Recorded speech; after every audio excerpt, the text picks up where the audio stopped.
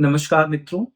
UPSC ने अपने political science के पेपर 2 में एक प्रश्न पूछा है कि एशिया पैसिफिक से अब इंडो पैसिफिक की शब्दावली पर हम क्यों आ चुके हैं? क्या तर्क है उसके पीछे?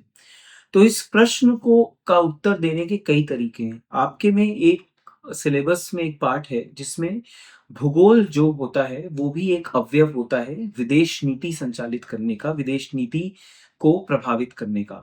तो अब आप देख रहे हो कि लगभग सेम ज्योग्राफी या सेम भूगोल को नया नाम दिया गया है।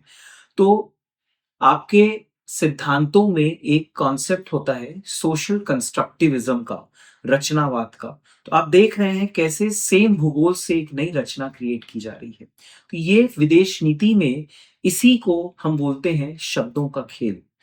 अब इस प्रश्न में हमको ये समझना है कि एशिया पैसिफिक की जो अवधारणा दी गई थी वो 1960s में आती है और इसके पीछे बहुत स्ट्रॉन्ग आर्थिक कारण थे। तभी आप देखते हो 1980s तक एपेक अस्तित्व में आता है और अभी हाल ही में आरसीईपी अस्तित्व में आया है। लेकिन इंडो पैसिफिक के पीछे बहुत बड़ी सामरिक और भू राजनैतिक कारण है और इसमें इससे चाइना और रूस और खासकर आसियान राष्ट्र भी बहुत ज़्यादा प्रभावित नहीं है। रूस तो आज तक एशिया पैसिफिक शब्द ही उपयोग करता है, वो इंडो पैसिफिक शब्द यूज़ करने में हिचकिचाता है।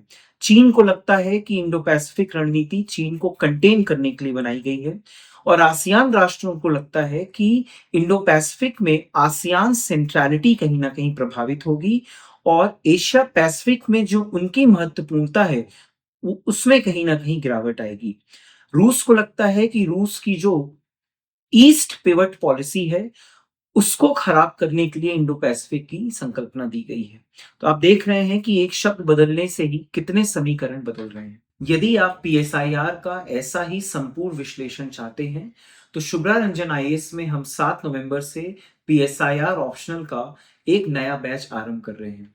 आप उसे ज्वाइन कर सकते हैं। धन्यवाद।